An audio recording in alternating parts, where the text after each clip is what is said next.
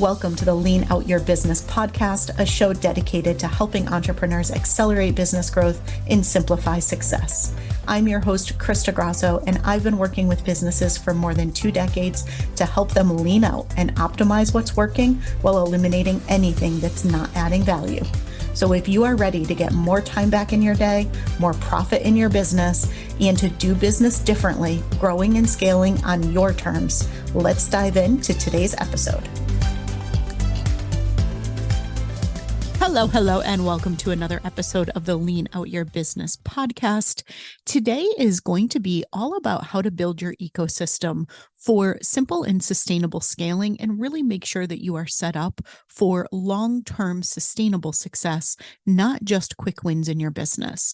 And what makes today's episode a little bit different is that I'm actually sharing segments with you from my Operation Reclamation workshop series. We just rounded out that series. We just finished off 4 live trainings, and I got so much incredible feedback from people on it, especially on session 3, which was all about your sustainable success ecosystem. A lot of what I share in this episode is what we do together with you inside our Simplify to Scale Ops Academy program, or what we will do for you with our Done For You scaling services. So take a listen to this episode. I hope it really helps you put your ecosystem in place for sustainable success so you are ready to take on the new year and to have a ton of success as we go forward into the new year with all of the new opportunities that are ahead of you. And if you'd like any support from me or my team in doing so with your business, just put some time on my calendar at leanoutmethod.com/consult, and we'll chat and see if it makes sense for us to partner together to help you to both simplify and scale your business. So I hope you enjoy today's episode. First thing that's really important to know is what actually keeps a business from scaling and what keeps a business from scaling in a simple and sustainable way. And really, ultimately, what it comes down to is your business operations. Your business operations either support you in scalable growth or they keep you from scalable growth. And what I find is most business operations are very complex and they're done very tactically. It's more about, well, I should do this, so I'm going to, and it's not rooted in a lot of the strategies that allow you to accelerate results and to do things in a more simple way. Right. So that's certainly something we want to change. And for those of you who have coaching, consulting, and service-based businesses, what I see is there's a lot of really, really bad advice out there. You're frequently encouraged to do things that leads to a lot of complexity and that actually causes a lot of things to be dependent on you, which is the opposite of what we want. One of the things that we hear quite often that I see people talk about a lot is making sure that you have this huge team with multiple levels of management. Now, obviously, if you have more of an agency model, you're going to have more team members. That just fits the style of the business. If you have more of a coaching consulting model that's not agency based, you typically can get to multiple 7 figures with a very small team.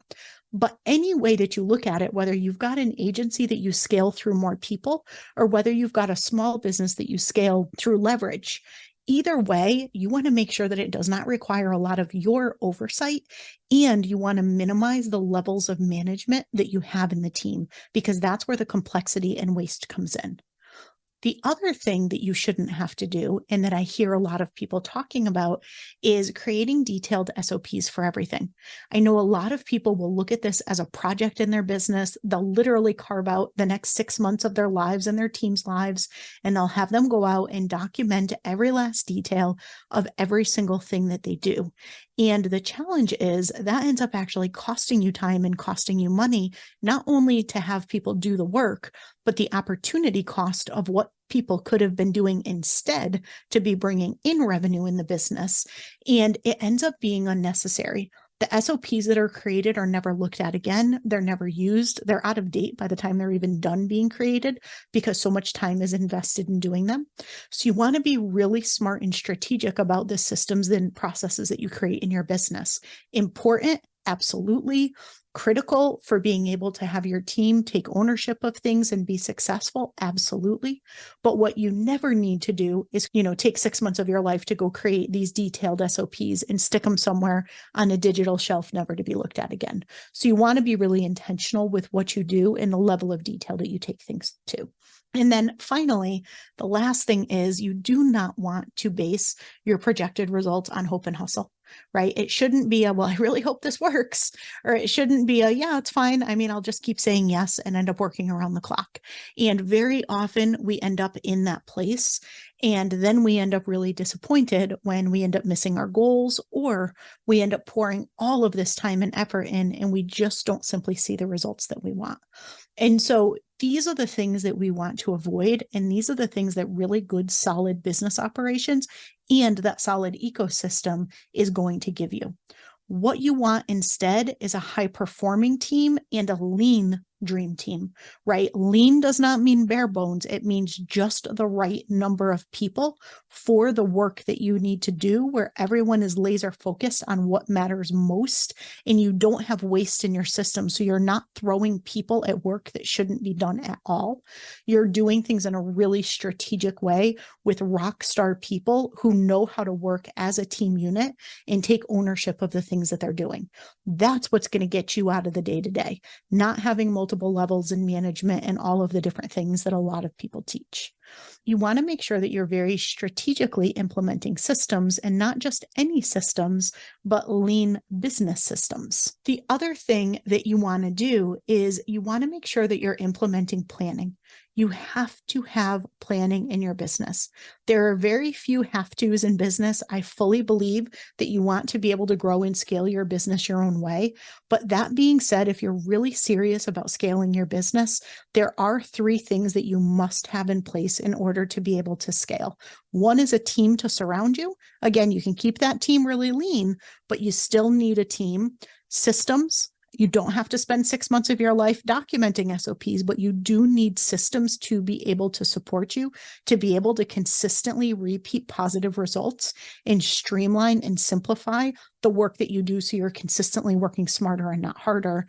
And you need a strategic planning framework. You need a way to be able to connect the vision that you have down to the day-to-day activities that you do in your business. And you want to be able to confidently achieve your goals and your revenue targets within the capacity that you want to work, so you are not overworking. That is what I call the lean strategic planning framework. I've developed an entire framework for that. I'll tell you a little bit more about it as we go through today's session. But these are the 3 things that to me are absolutely foundational. You cannot really scale your business. You certainly can't scale sustainably without these things. Now, there's some other stuff that we're going to get into as well as we go through, but these are 3 of the core things that you want. And to me, the whole point of this, the whole ecosystem that you're building, is all about being able to live what I call a rich, fulfilled life. Right? What is the point of all of the success that we are trying to achieve in our business if we don't ever get to enjoy it? If the only thing that we do is hustle our butts off, work around the clock, and end up so stressed out, frustrated, and wiped out that we don't even enjoy this incredible business that we built. So to me, it comes down to really getting clear on a rich, fulfilled life, what that means for you. That's my language. You could use whatever language you want, but making sure that you have the space for the things that are the most important to you, both inside your business and outside your business. And any ecosystem that you create for scaling in your business needs to be rooted in that rich, fulfilled life. Otherwise, it's probably going to take you away from it instead of helping you create it and create the space for it. First of all, let's start by defining sustainable success and what this means, right? You'll hear me use the word sustainable a lot. I talk about simple and sustainable scaling a lot. And to me, it really comes down to sustainability. You do not want only to be focused on short-term results that make cash flow an absolute beast and that put you on a roller coaster of revenue and constantly in a place where you're working too hard. That is the exact opposite of what we want. So when I think about what sustainable success in business means, to me, it's a business that's going to last no matter what happens in the economy, right? It's not a house of cards where with, any wind that blows, all of a sudden it all comes tumbling down. Instead, you've got something really solid, really strong. And we have certainly had many of those over these past few years. Hopefully there will be a lot less in the years ahead, but you never do know. You want to make sure when you're looking at what you're doing in your business, you have a blend of things that look at short-term wins with things that look at long-term sustainable strategies. So when you think about what we did in our last workshop, where we looked at how you can eliminate waste in each of the 10 areas, you'll notice we looked at your quick wins and we also looked at your more sustainable strategies. That was really intentional because, well, you can't look only to the future and not be bringing in revenue now or not be doing things that are important in the now. You need to not only be focused on the now either, or else you create the need to constantly have to work harder. You introduce a ton of risk and you end up on the revenue roller coaster. You do absolutely need the blend of both for that sustainable success. So your ecosystem has to address both. You want to figure out what's working and go all in and optimize the shit out of it, right? New versus optimization. I talk about the importance of optimization a lot. That is a critical piece of this. And anything that's not working, you want to lean out. Anything that is not adding profit to your business or value to your clients, you just want to lean out and get rid of. That is waste in your system. You want to get rid of that so you can double down on and optimize the rest that it's working. You certainly want to always be looking at ways to work smarter, not harder, right? And this is one of those ones where it kind of feels like a duh when people say it. It's like, well, of course I want to work smarter. Who wants to work harder? But that being said, we frequently do work harder instead of smarter. And it's not intentionally. It's because we're so overworked or things are so complex that we don't give ourselves the space to look at, how can I actually simplify this? How can I streamline this? Is there a system I can create around this to simplify and streamline it so I am actually working smarter? And so it takes a commitment to actually work smarter than harder, because by default, we end up working harder. We don't do it intentionally. It's just that without the dedicated time and space to look at how you can optimize something, to look at how you can streamline something, you're going to keep doing it the way you always did it, or you're going to end up doing it harder than you need to. It's just simply the way that we work by nature. You want to make sure that you're having really consistent and reliable revenue as well as profitability. It's easy to look at revenue and see the numbers increase when you're in a period of growth. But if you're not simplifying, if you're not streamlining while you're growing, if you're not leaning things out while you're growing, I bet you while your revenue is going up, your profitability is actually going down or staying steady because your expenses are going up at the same or higher rate. You want to find the sweet spot of what I call passion, profit, and value. There's a tool that I have called the PPV matrix. I sometimes refer to it as the $1 million idea evaluator. And so you want everything that you do in your business, from the work that you do, the actions that you take, but especially the offers that you put out there, to be the right blend of passion for you, something that you're really fueled by, something that's in alignment with where you want to take things long term, something that's generating the maximum amount of profit for the business itself and the maximum amount of value for your clients. And ultimately, you want to get yourself off the hustle hamster wheel, and you want to create balance, integration, harmony. I don't care what word you use. Some people like the word balance. I personally do. A lot of people hate the word balance and push hard against it. Whatever word you put in there, there needs to be some kind of blend where you're looking at having the space for what's important in your business and the space for what's important outside of your business. So how do you actually create sustainable success? Really, this starts with getting clear on what that rich, fulfilled life is. It's spending time in the business on the things that are most important, while also creating the space for the things that are important outside the business. You've got to figure out what that looks like for you, because every single person is different. My definition of a rich, fulfilled life is not going to be the same as yours. So you just need to get clear on what that is for you and what that is for you in this particular season of your business and life. Then it's going to take a commitment to reimagine your business and life to make it possible, right? If you do not have that rich, fulfilled life in place today, that means you need to make some changes in order to make it possible. If you do have that in place today, but you are in a season where you're about to scale your business or where you're currently scaling, you're still going to end up needing to reimagine things so that you can sustain what you have in place today. So it frequently looks like hiring more people or upskilling the people that you have, maybe delegating some more and inspiring some ownership in your team instead of constantly having to tell people what to do, implementing systems, or frequently a combination of both because one supports the other. A lot of times it means you need to dream a little bit bigger. Maybe things are a little too comfortable and you're not really pushing yourself and challenging yourself to really go after what you want or even allow yourself to think about what you really want. And maybe you need to lean a whole bunch of stuff out and create space for what's next, right? Maybe the things that you've done historically or even that you're currently doing today are not the things that you want to be doing when you look forward 3 years, 5 years, 10 years.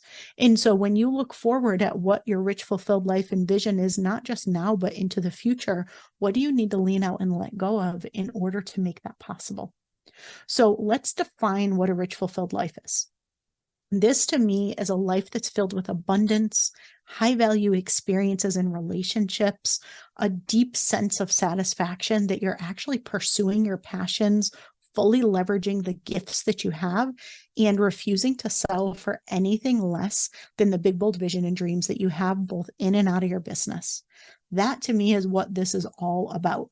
I teach you all the strategies you ever wanted to know. I give you all the tools, all the implementation toolkits, you name it, right? When I work with my clients, I give you anything that you need to do this, but what are we doing it for? What we're doing it for is rich, fulfilled life. And so you want to make sure you're really clear on what that is. And then in a little bit, we're going to look at your vision, which is the next piece of this. Now, there are a whole lot of components that go into rich, fulfilled life.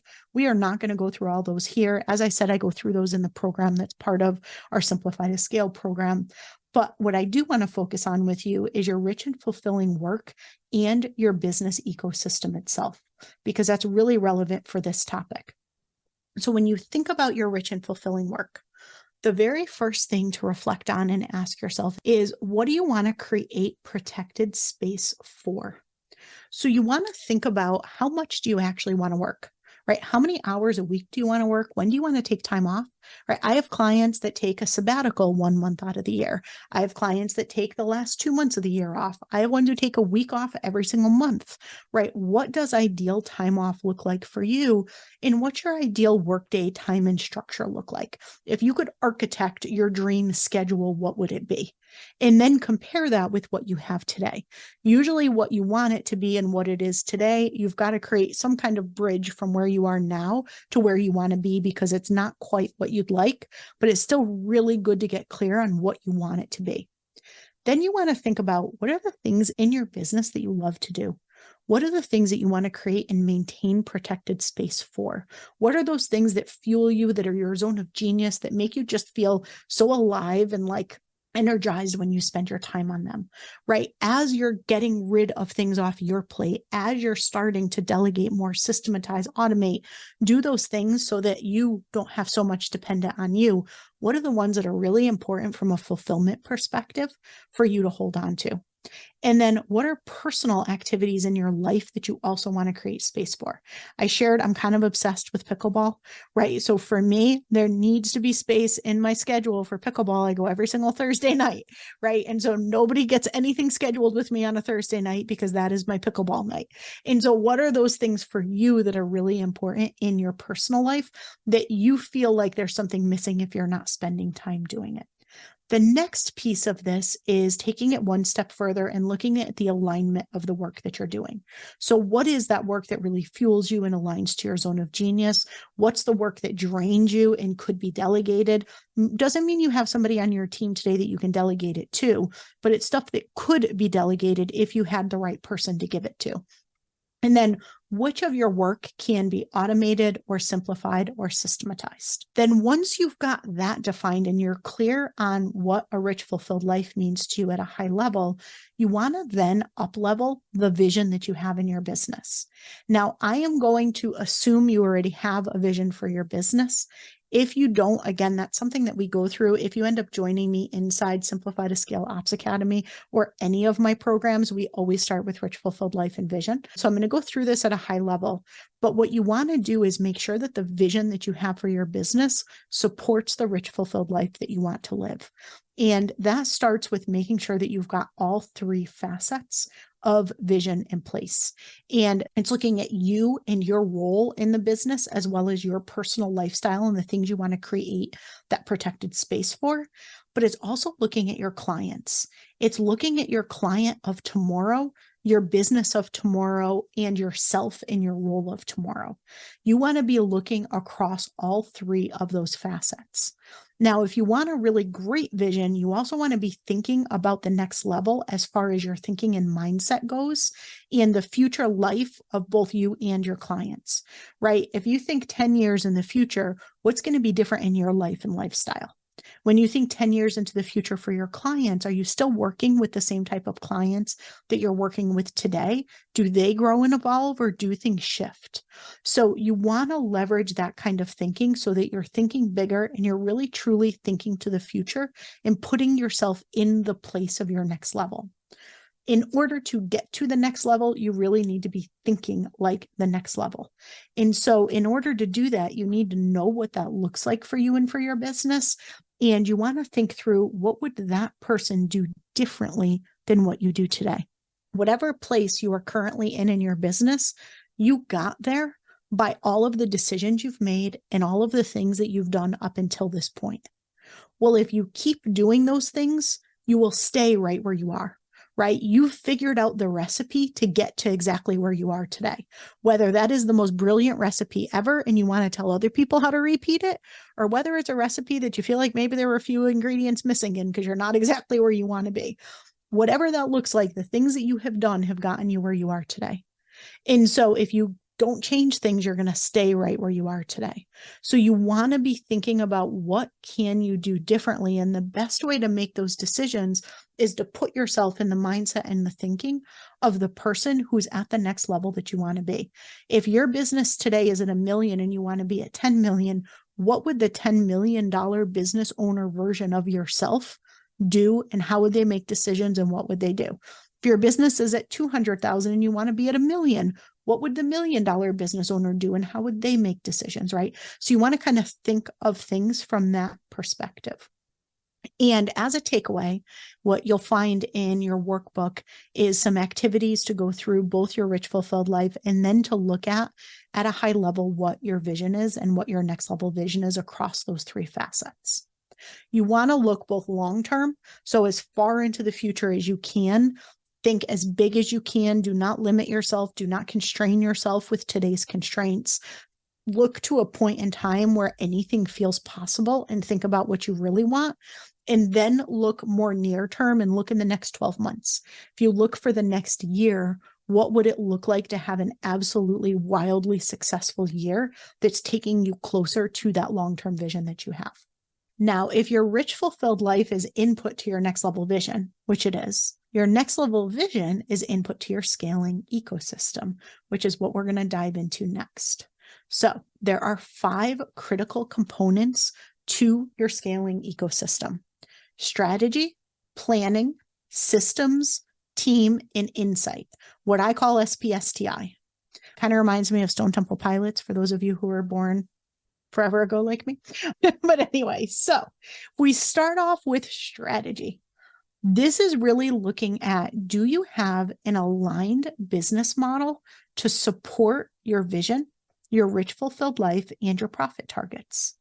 And this includes things like the blueprint for your rich, fulfilled life, the clarity of what your next level vision is, the next level identity evolution, right? So who is it that you need to become in order to step into your next level as the leader of your business, and that aligned business model. And this is looking at your offers, at your offer suite, at your resources, your partners, your financial resources, your team resources, your marketing, your sales funnels, your channels, right? This is everything that you do and all the decisions that you make about how you are going to go after your vision in your business. That takes us to planning. So you've got that vision, great. Are you connecting it down to the day-to-day activities that you do in the business? And are you consistently achieving your goals and your revenue targets within the capacity that you have? Right? This is what I call lean strategic planning. So are you leveraging a lean strategic planning framework, or are you doing something that is allowing you to connect your vision to execution in a way that's really effective and working very well for you? Now, here's what's included in planning. This is where you've got goals and activities that align back to your vision. This is where you have clarity of a marketing plan and a content plan to support where you want to take things. And this is where you have a lean strategic planning practice in place that allows you to have clarity on what the most high value things are, how you and your team can work within the capacity that you have and deliver what needs to be done without overworking. You need to have the ability to be able to pivot and adapt, because in a small business, there is no shortage of ideas. There is no shortage of changes, right? It does not matter how beautiful the plan is you create. The likelihood that things are going to go 100% exactly according to plan are pretty much zero. So you need to have a solid plan that you can rely on, where you know you're focused on the right things, but you also need the space and the ability to pivot and adapt when things change, when new things come up, without throwing off what's most important. And you need to have work that is a blend of innovative work, right? Growth-based work, new-based work, things that you're doing to take your business where it's going to go tomorrow, balanced with the things that you're doing to run the business that you have today, and also deliver the programs and products and services that you've sold to your existing clients. So a really solid strategic planning practice allows you to do all of those things. And if you have waste in a lot of the areas, the root cause of most areas of waste is either over planning, under planning, and winging it, or not having a lot of these facets in place related to planning, which is what we do within lean strategic planning. Now, the next piece is systems. So systems, are you using them to work smarter, to streamline, to optimize, to automate, right? How are you leveraging systems to repeat the results that you want in your business and to achieve the outcomes that you want faster and better? This is what I call lean business systems. And the lean part of this is really important, so you are not over-architecting your systems. So what do systems include, right? This is everything and everyone you need to successfully deliver results. This is looking at 4 different levels of visualization and documentation of systems. When people hear the word system, they often mean SOP. To me, SOPs are the lowest level of system that you create, and often not even necessary. The levels above an SOP are critical, and they are the levels that are frequently missing. And if you put all your time on SOPs without the levels above, that is when they frequently go unused, and it ends up being a lot of wasted effort and time for something that does not actually help move your business forward. So while SOPs are important and do play an important role, they really only work well and work in the way that you think they should when they've got the other layers in place. And often you don't need to go all the way down to the 4th level. You can stop at a much higher level and actually get better results. This is having a company playbook that actually houses all your systems and ends up working as a great tool for your team, especially new team members, to onboard and understand what success looks like, both for the business and for their role. And this also includes the tools and the infrastructure that you have in your business. Here's, from a systems perspective, some of the core systems that are really important in your business. Client fulfillment. So how do you actually deliver on the programs, products, and services that you sell? How do you market and sell your offers? What are your offers, and what does the customer journey look like? How do your offers stitch together into an offer suite? And what is the funnel that you have of how one offer leads to another, and how you kind of drive people through the buyer journey? Financial management. How do you manage your financials, and how do you ensure that you have healthy cash flow? Team management. How do you lead your team? How do you ensure that you're building that high-performing team? What are your meeting cadences? What does that look like? And then lean strategic planning is really the backbone of how you achieve everything that you want in your business, because that's how you connect the vision that you have down to the results and the actions. So let's move into team. is, do you have the right people in the right roles at the right levels? And are you creating a high-performing team culture where everything is not dependent on you? This is what I call your lean dream team. And team includes 4 different layers of team. We're going to look at this in just a moment, and this is really critical. Oftentimes, people have a big misalignment in the people on their team. They're top heavy and they've got a lot of people in strategy roles, but nobody to actually do the work, or they're bottom heavy and they've got a whole bunch of people who are doing tactical things, but you're the only person who owns the strategy and the vision. So you have to tell everyone what to do, make all the decisions, correct all the things. And it actually takes you sometimes more work to have people than it did when you did things yourself. And so you want to have the right balance of levels, and we'll look at what that looks like. You want to make sure that people are set up for success. They need clarity of what their role is. They need clarity of what they're accountable for. And it's really, really helpful to give the people on your team a role success kit. You want your team members to take inspired ownership. You do not want to delegate. I know we always talk about the power of delegation, but if you're delegating, what that really means is you own it. You own it. You know what success looks like. You know all the things. You're telling someone else to go and do it. And then you're frequently the one that it boomerangs back to for you to check it, fix it, do all the things with it. Ownership is when someone owns it. Someone completely owns it and they take it on as if it's 100% their own. And that is key. That is when things get off your plate. If you're delegating, you own it forever. You own the boomerang. Everything's coming right back at you. Whereas if someone, and you can train your team to do this in a high-performing team culture, they take inspired ownership, that's when things are truly off your plate. And this is really important for your team. Do you know how to, and is your team structured to be revenue generators? Or is your team more of an expense? How do you look at your team, and how do you make sure that people who are in non-sales related or non-marketing related roles, like your back office or your ops people, how do you make sure that you're tracking and able to see how they're helping you generate revenue as well? So this is really important for your scaling ecosystem, because team is a really big expense. And because they're a big expense, a lot of times people don't hire people. They end up keeping too much on their own plate. As a result, there is a ton of revenue they're not generating in their business because they're trying to do too much. But at the same time, then when they do hire somebody out of desperation, they're not necessarily setting the person up for success well, and they don't understand how to have that person be an actual revenue generator or contribute to the revenue generation in the business because they don't have things structured well.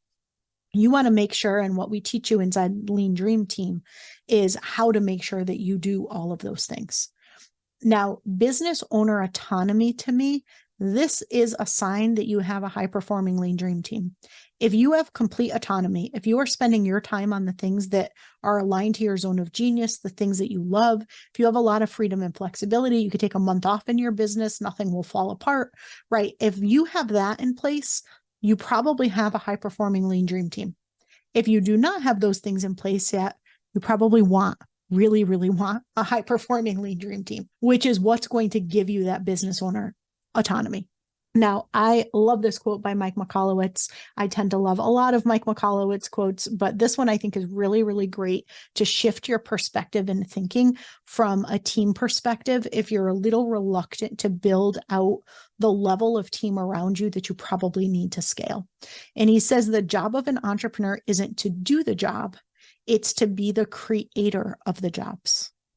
And I think that's such a great quote, because that really ultimately is what you're doing, right? You want to make an impact typically for your clients, but another way that we make impact as business owners is by being job creators, right? We did not create this business to do all of the things ourselves. Like, no matter how amazing and how much of a unicorn and how much of a rock star you are, there is no way that you are good at absolutely every single facet of your business. But I highly doubt you actually enjoy every single facet of your business either. So be the creator of the jobs and surround yourself with the right people so you have your ecosystem.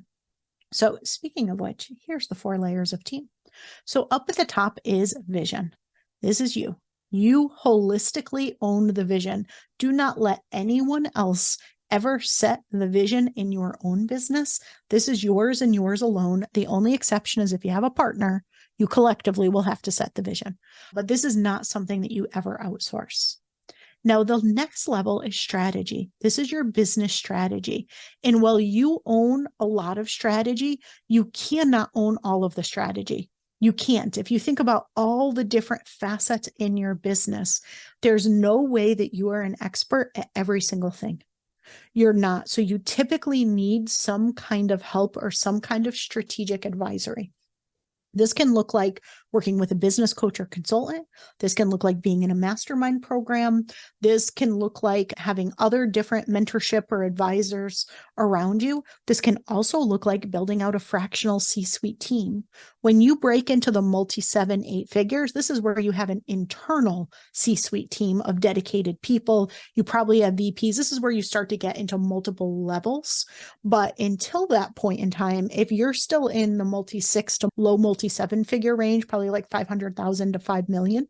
If you're in that range, this is where it's typically through coaching, consulting, advisory, and sometimes fractional C-suite members. But you do need support with strategy.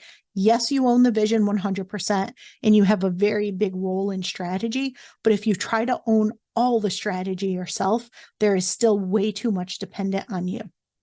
Now, down at the bottom is execution. These are the people who get shit done, right? These are the people who actually do the work. And you must have people who roll up their sleeves and do the work. Otherwise, you've got a lot of great ideas and a lot of great planning without things actually getting implemented. That is not what we want. You must have the execution layer in place. This is typically where you start to hire first. This is where people will usually start with a VA, then they might bring in a social media specialist.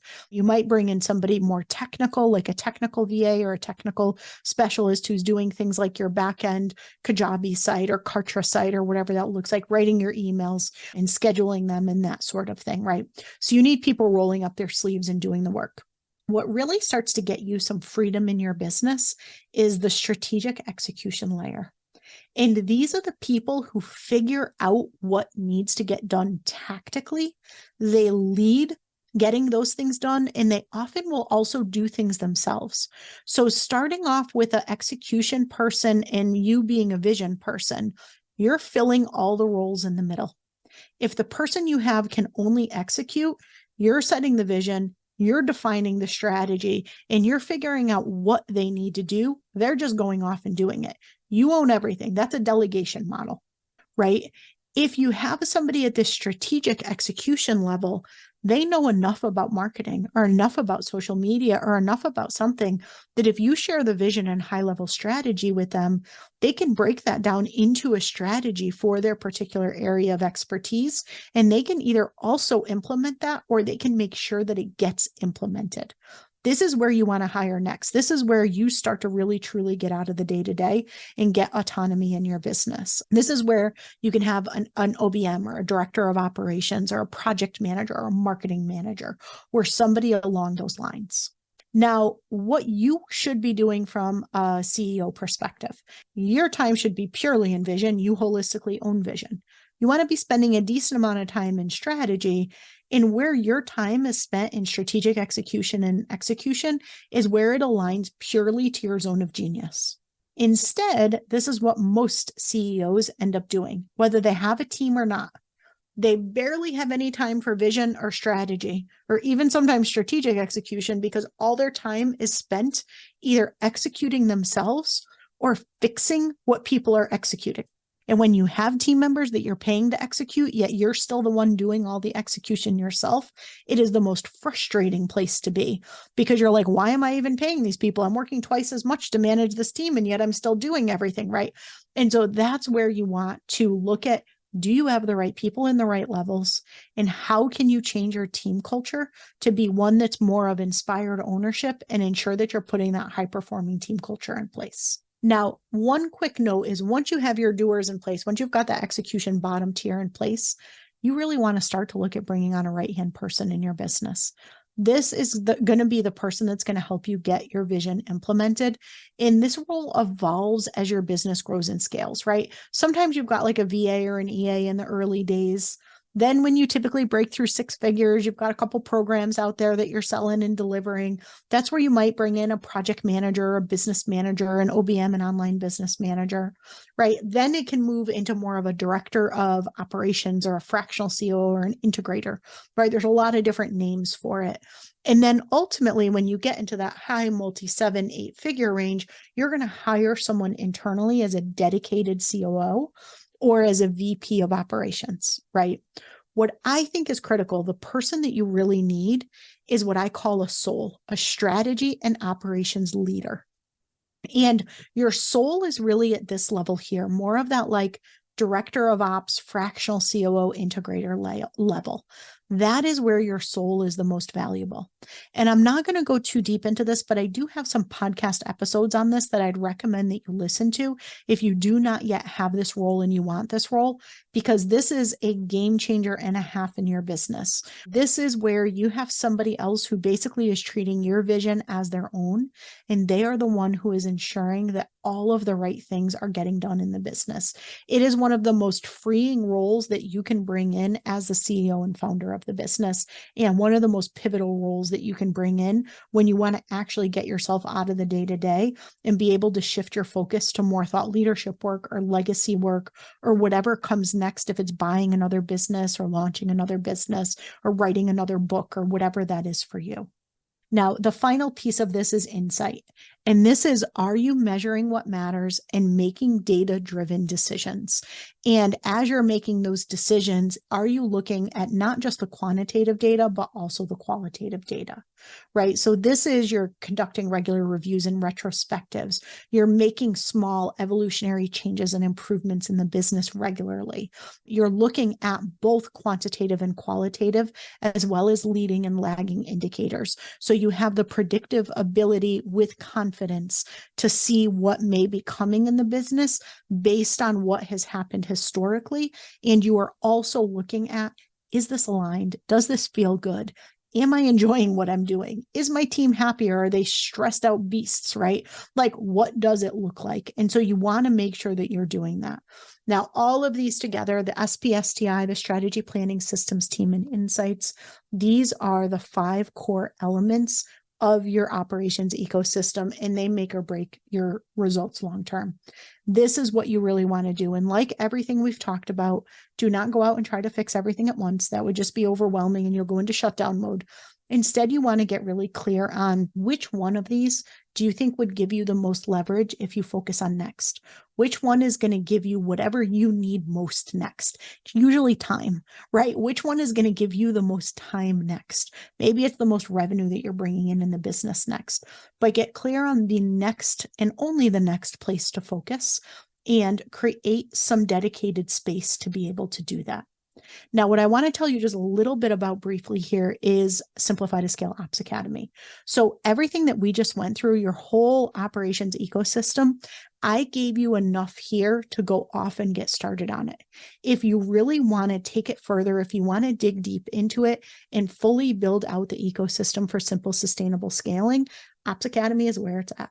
That's what we do. It is a robust accelerator where we address all 5 of those core areas, and it really helps you have the system in place to be able to live your rich, fulfilled life and live out and create the big, bold vision and goals that you have for your business. It includes modules, toolkits, access for your team, mentorship and support. Right now, it's one-on-one private mentorship and support. So I consider Ops Academy to be a pull-based system. What I mean by that is you get access to everything at once, and you could pull what you need when you need it. So maybe right now, team is your number one biggest area of leverage. You know you've got to fix your team. Great. Dive into the Lean Dream Team modules. Maybe you know that planning is your biggest gap. You've got a vision. Your team is super busy working on stuff, but you know you're not working on the right things. You are not connecting it, and you are not consistently hitting your revenue targets or your goals, right? Then you just laser focus in on the Lean Strategic Planning modules. Maybe you know you need to simplify. You need to streamline things down. We'll laser in on the Lean Business Systems, right? So it's a pull-based system, meaning you get everything you need, but you pull what you need when you need it. And we give your team access so they can support you in implementing it in your business. The toolkits that I give you, basically, if I do it in my business and if I have a system for it, you get it. I also give you examples of the things that I do in my business. So you actually get access to my next level vision. You get access to pretty much everything that we have in Lean Out Method, and the implementation toolkits will cut months, if not years, off your scaling journey because they're giving you something to start with. My goal is that you have something that you can use that's 80% to where you need it to be. And all you need to do is really customize it and adapt it for your specific business and your specific needs. But instead of starting from scratch and building things out, you have absolutely everything right there to begin with, and it's minor modifications before you can put it in place. This is KPI and metric trackers. This is job descriptions. This is templates. This is pretty much every single thing that you need for your strategic planning, your systems, your team, and your insights and metrics. I hope you really enjoyed the behind the scenes from our Operation Reclamation workshop series, and were able to get some great takeaways for building your ecosystem for sustainable success. As I shared, this is something that we do together with our clients, either as part of our done for you scaling services, or we'll work alongside you with private mentorship and support in our Simplify to Scale Ops Academy program. So if you're interested in learning more, seeing if it might be the right time for you to really address your strategy, planning, systems, team, and insight in your business and put that foundation and ecosystem in place so you are set up to be able to scale and simplify your business as you go into the new year, you can put some time on my calendar at leanoutmethod.com/consult, and I'll look forward to chatting with you and seeing if it's a great fit. I'll see you again next week.